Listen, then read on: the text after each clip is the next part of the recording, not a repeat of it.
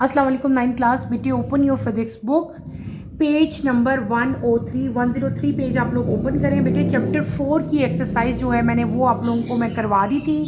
Part A हमने complete कर लिया, that is MCQs. Part B जो है आपका शॉर्ट क्वेश्चन आंसर्स, वो भी मैंने आप लोगों को करवाए। Part C constructed response question भी हमने कंप्लीट कर लिए, और उसके बाद in the end part D में हमने कंप्रीहेंसिव क्वेश्चन जो है बेटे वो कंप्लीट किए। आज हम पार्ट ई स्टार्ट करेंगे। पार्ट ई आपका है न्यूमेरिकल्स प्रॉब्लम, और ये बहुत ज़्यादा इंपॉर्टेंट है। बाकी तो एक्सरसाइज बेटे ईजी ही होती है, लेकिन मेरी कोशिश होती है कि मैं आप लोगों को वो भी कंप्लीट करवा दूँ कि अगर आपको उसमें भी कोई डिफ़िकल्टी फील हो रही है तो आप लोग ईजिली इसको जो है वो सॉल्व कर सको। तो आज हम लोग पार्ट ई जो है इस चैप्टर का वो स्टार्ट करेंगे। पार्ट ई हम लोग स्टार्ट करते हैं। न्यूमेरिकल्स हैं, आप लोग मेरे साथ साथ जो है अपनी अपनी रजिस्टर पे उतारते जाएं और इनको समझते जाएं। पार्ट ई पेज नंबर 103 है आपका बुक का। पहला न्यूमेरिकल है 4.1। A force of 200 newton is acting on a cart at an angle of 30 degree with the horizontal direction. Find the X and Y components of the force. आपको force दी गई है, आपको एंगल दिया गया, आपने क्या फाइंड करना है बेटे? एक्स और वाई कंपोनेंट जो है वो आपने फाइंड करने हैं। आप कैसे फाइंड करेंगे मैं आपको करवाती हूँ। आप मेरे साथ साथ जो है ये न्यूमेरिकल साथ साथ जो है वो सॉल्व करते जाओ। सबसे पहले एज यूजुअल जिस तरह मैं हमेशा आप लोगों को बताती हूँ, सबसे पहले हम लोगों ने क्या लिखना है? गिवन, यानी कि जो डाटा हमें दिया हुआ है क्वेश्चन में उसको हम लोग पहले उतारते हैं। देन जो है हम अपने क्वेश्चन की तरफ बेटे मूव करेंगे। सबसे पहले आपको यहाँ पे क्या चीज़ दी हुई है बताओ मुझे। आप लोगों को दिया हुआ है गिवन में फोर्स। क्या दी हुई है बेटे? फोर्स दी हुई है। हम लोग यहाँ पे क्या राइट करेंगे? हम यहाँ पे राइट करेंगे फोर्स। आप लोग यहाँ इधर पहले हेडिंग दें। पार्ट ये कौन सा है आपका? ई है। और ई का हम लोग कौन सा पार्ट कर रहे हैं बेटे? ई का हम लोग कर रहे हैं पार्ट 1, यानी कि आप लोग हेडिंग दोगे क्या? 4.1। ठीक है, आपको गिवन हम लोग पहले लिख लेते हैं। गिवन में हमें क्या दिया हुआ है? हमें दी हुई है बेटे फोर्स। फोर्स कितनी दी हुई है आपको बुक में? 200 न्यूटन दी हुई है। ठीक है, और आपको क्या दिया हुआ है? एंगल। एंगल क्या होता है? थीटा होता है ना। इसका मतलब एंगल कितना दिया हुआ है हमें? 30 डिग्री। उसकी डायरेक्शन विद हॉरिजेंटल बताया गया है हमें। ठीक है, विद हॉरिजॉन्टल। क्लियर है? इस टाइम से फिर लिखा नहीं जा रहा। विद हॉरिजेंटल आ गया। अब आपने क्या फाइंड करना है? आपने दो चीज़ें आपको जो है वो आपसे पूछी गई हैं। एक आपसे क्या पूछा है? F x. ठीक है, और एक क्या चीज़ पूछी है आपसे? एफ वाई, यानी कि दोनों आपसे कंपोनेंट्स जो हैं वो पूछे गए हैं। हम यहाँ पे क्या लिखेंगे? हमें क्या चीज़ पूछी है? हमें पूछा है एफ एक्स। ठीक है, और दूसरी क्या चीज़ पूछी है आपसे? F Y. आपने सिंपल यहाँ पे इनकी इक्वेशंस लिखनी है। हम पढ़ के आए हैं डिटेल से। हमने क्या पढ़ा था? एफ एक्स किसके इक्वल होता है? एफ कॉस थीटा के। ऐसे ही है। फोर्स कितनी दी हुई है आपको? 200। कॉस थीटा कितना दिया हुआ है? हम क्या कर लेंगे? 30 का कॉस्ट ले लेंगे ना। 30 का कॉस्ट लो बेटे। आपने सिंपल कैलकुलेटर से 30 का कॉस्ट लेना है। 30 का कॉस्ट जब आप कैलकुलेटर से लोगे तो आपका आएगा 866। ठीक है, इन दोनों को जब मल्टीप्लाई करेंगे तो हमारे पास क्या आ जाएगा? 173.2, और साथ क्या आ जाएगा? एन, यानी कि एफ एक्स क्या आ जाएगा? एफ फाइंड कर रहे हैं तो एफ का यूनिट न्यूटन होता है, तो यहाँ पे क्या आ जाएगा? न्यूटन आ जाएगा। दूसरी चीज़ आपसे क्या पूछी है? आपसे पूछा है एफ वाई। आपने एफ वाई फाइंड करना है। एफ वाई के लिए क्या इक्वेशन यूज़ करते हैं हम लोग? F sine theta. ऐसे करते हैं। एफ कितनी है? 200। साथ क्या लिख लोगे? साइन, और साइन में आपने क्या लिखना है? यहाँ पे भी आपने क्या मेंशन करना है? 30। ठीक है, 30 डिग्री बेटे, यहाँ पे डिग्री भी लिखो। मैं सिंपल यहाँ पे आंसर लिखूंगी इसका, आप लोग इसको खुद कैलकुलेट करो। 200 लिखोगे, जब साइन 30 लिखोगे तो साइन का 30 का साइन हमेशा क्या आता है बेटे? 0.5 आता है। आप इतनी छोटी छोटी वैल्यूज़ तो याद भी कर सकते हो कि साइन 30 का साइन हमेशा कितना होता है? 0.5। 200 को जब 0.5 से हम मल्टीप्लाई करते हैं तो हमारे पास क्या वैल्यू आती है? 100। साथ हमने क्या लिख देना है? न्यूटन, क्योंकि इसका यूनिट जो है वो क्या होता है? फोर्स का न्यूटन होता है। तो हमने क्या कर लिया? हमने अपना पहला न्यूमेरिकल 4.1 जो है वो कंप्लीट कर लिया।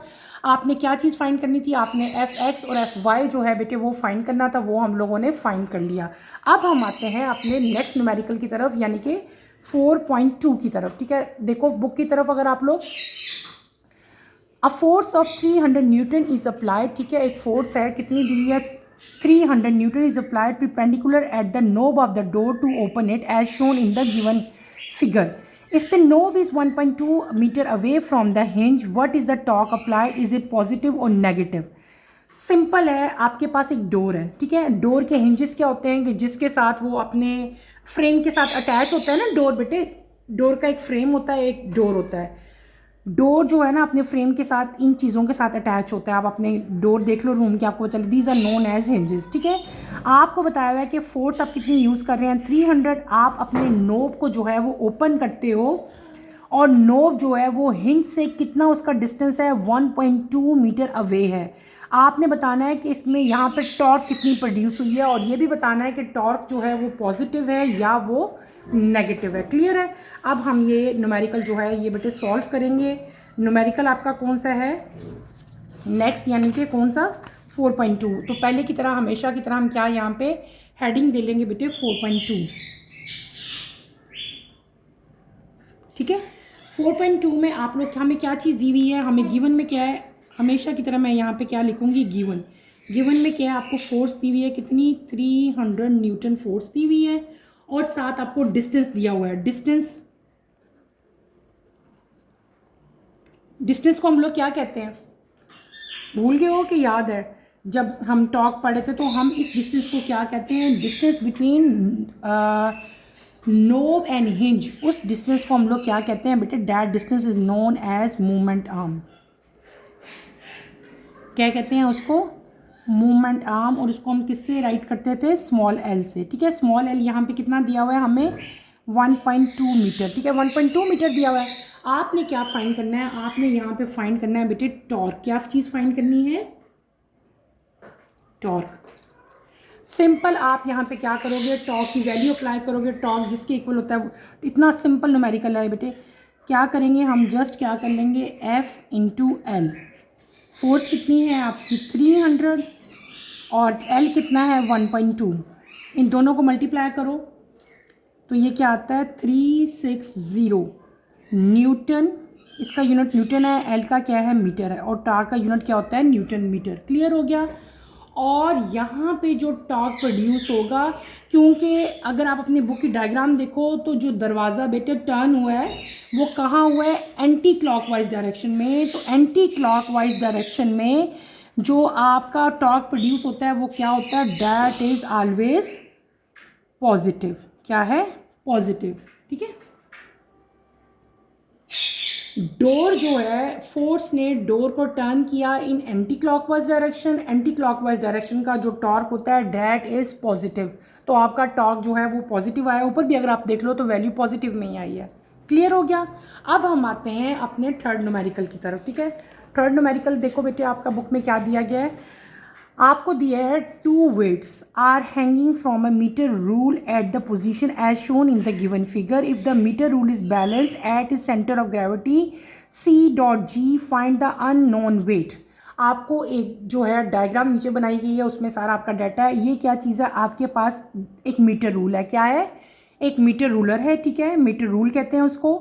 ये क्या है, इसका सेंटर ऑफ ग्रेविटी है। क्या है, सेंटर ऑफ ग्रेविटी, जिसके ऊपर ये प्लेस है। यहाँ पे भी कुछ वेट्स हैं, यहाँ पे भी कुछ वेट्स जो है हैंग किए। जो यहाँ पे वेट है वो क्या है 4 न्यूटन। यहाँ पे जो वेट है वो अननोन है, वो आप लोगों ने फाइंड आउट करना है, हमें पता नहीं है, ठीक है। और सेंटर ऑफ ग्रेविटी से इस वेट तक का जो डिस्टेंस है वो कितना है 30 सेंटीमीटर। और अननोन वेट से लेकर सेंटर ऑफ ग्रेविटी तक जो डिस्टेंस है वो कितना है 40 है।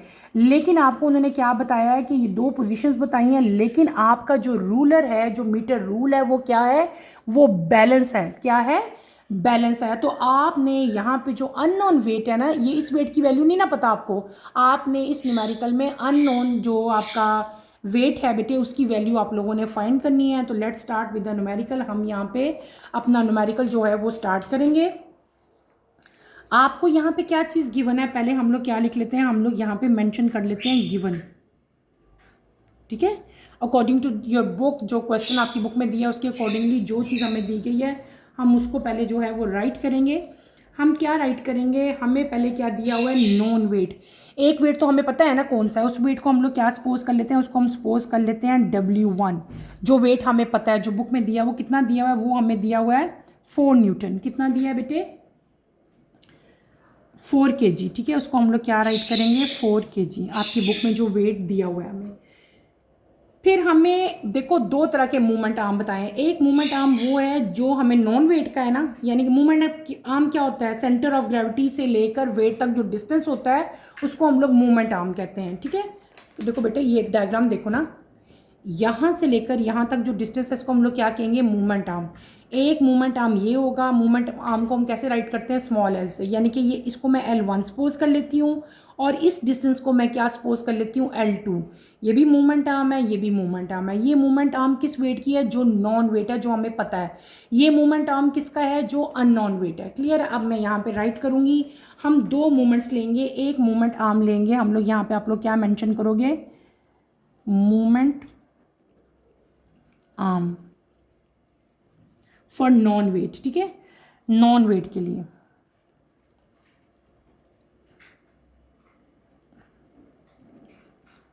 उसको हम लोग क्या सपोज कर लेते हैं, हम सपोज कर लेते हैं L1। L1 आपकी बुक में कितना दिया हुआ है, हमें दिया हुआ है 30 सेंटीमीटर। ये सेंटीमीटर में, इसमें आप इसको आपने क्या कर लेना है, मीटर में कन्वर्ट कर लेना है। इसको 30 से डिवाइड कर लेना है, तो ये क्या आ जाएगा, मीटर में आ जाएगा। क्लियर है। इसी तरह अब आपने अगला मूवमेंट आर्म करना है फॉर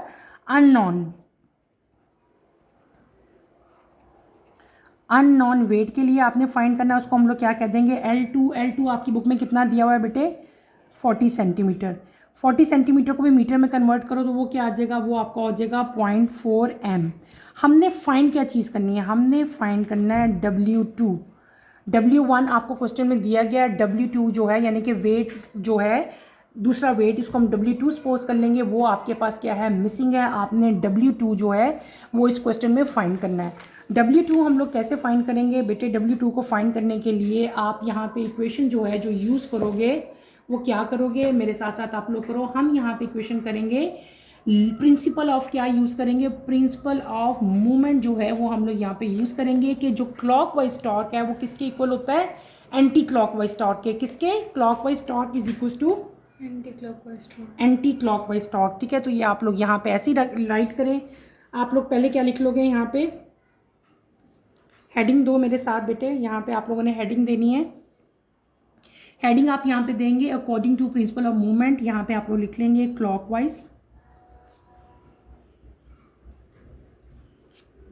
क्लॉकवाइज टॉर्क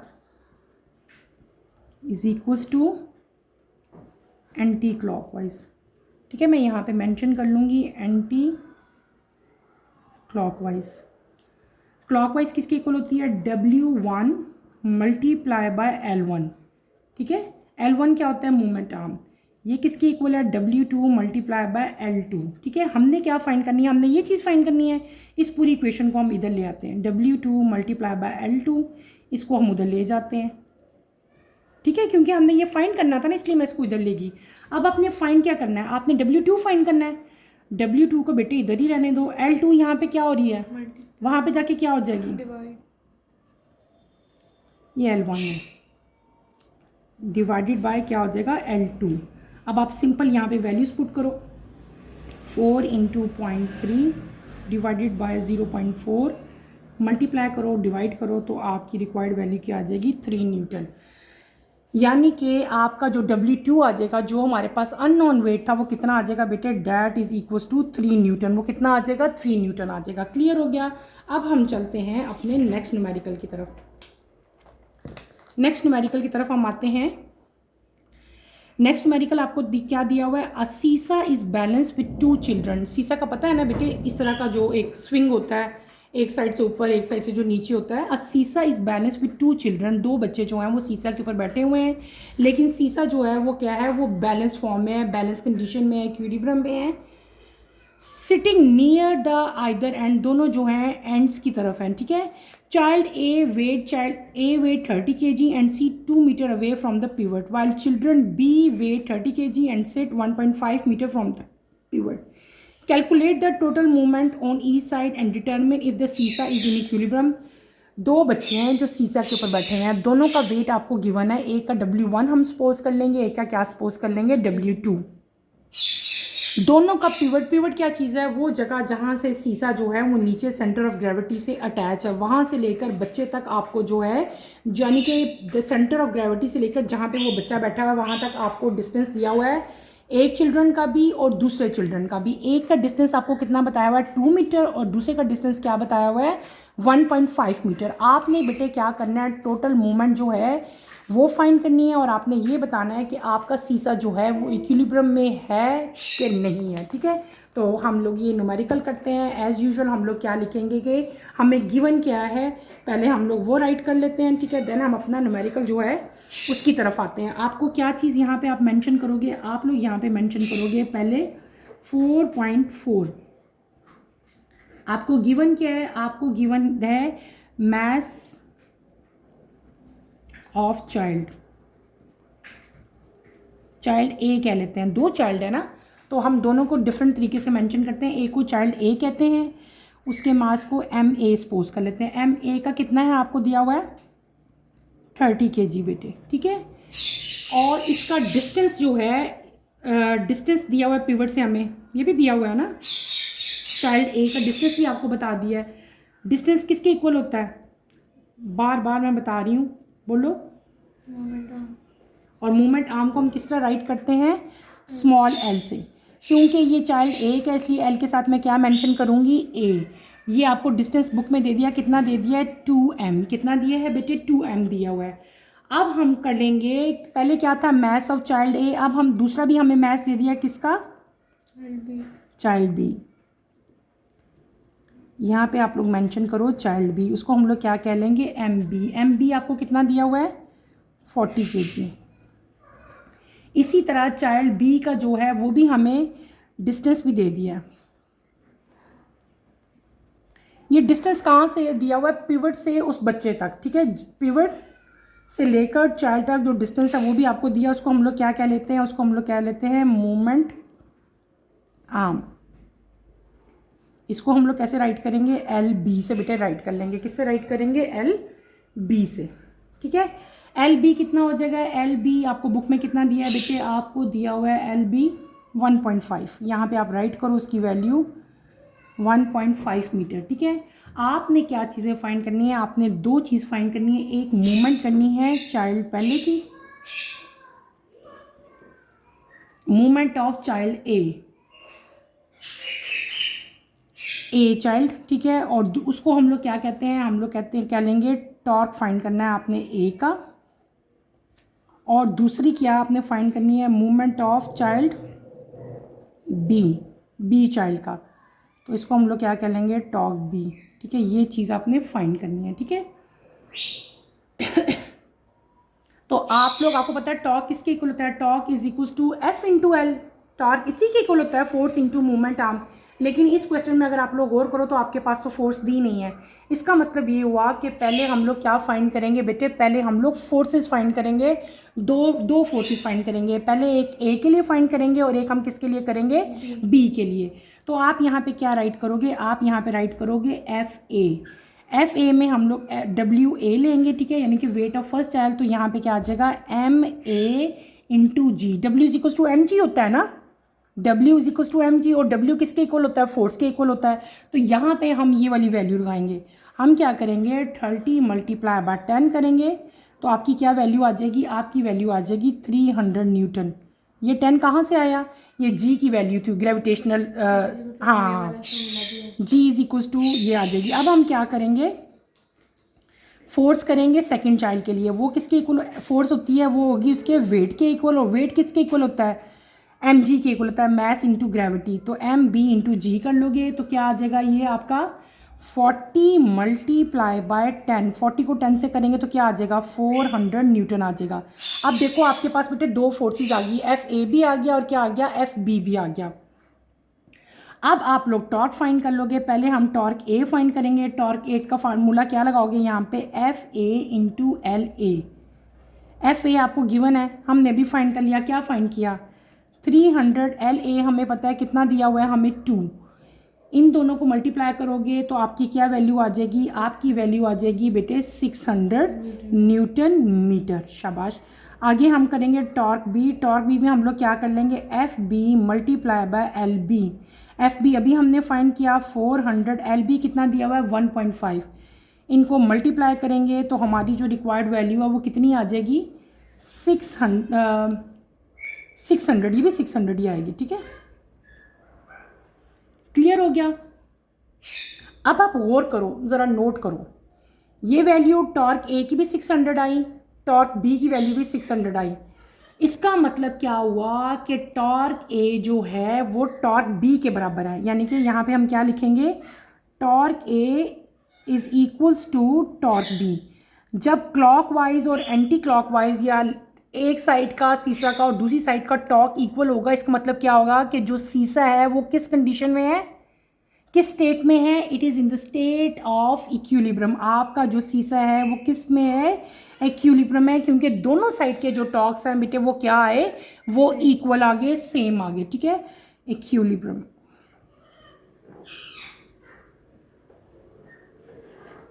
आपसे क्वेश्चन पूछा हुआ था ना कि आपने बताना है एंड डिटरमिन इफ़ द सीसा इज़ इन इक्विलिब्रियम, क्या सीसा जो है वो इक्विलिब्रियम में है कि नहीं है। तो हमने ये भी एंड पे मेंशन कर दिया, क्योंकि हमारा टॉर्क ए और टॉर्क बी जो है वो सेम आए, तो इसका मतलब क्या हुआ कि जो सीसा है वो इक्विलिब्रियम में है। ठीक है, वो बैलेंस्ड है। तो हमने बेटे 4.4 में क्या कर लिया, आपने दो चाइल्ड थे, दोनों के मैसेज लिखे, दोनों के मूवमेंट आर्म लिखे और आपने टॉर्क फाइंड करना था। टॉर्क फाइंड करने के लिए जो इक्वेशन जो यूज़ होती है that is F into L. यहाँ पे फोर्सेस नहीं थी और तो हमने पहले एफ ए फाइंड की, फिर हमने एफ बी फाइंड की। एफ ए और एफ बी फाइंड करने के लिए आपको पता होना चाहिए कि फोर्स हमेशा किसके इक्वल होती है, इज इक्वल्स टू वेट, और वेट किसके इक्वल होता है, एम इंटू जी। मैसेज आपको गिवन थे और जी की वैल्यू हमेशा सेम होती है, डैट इज 10।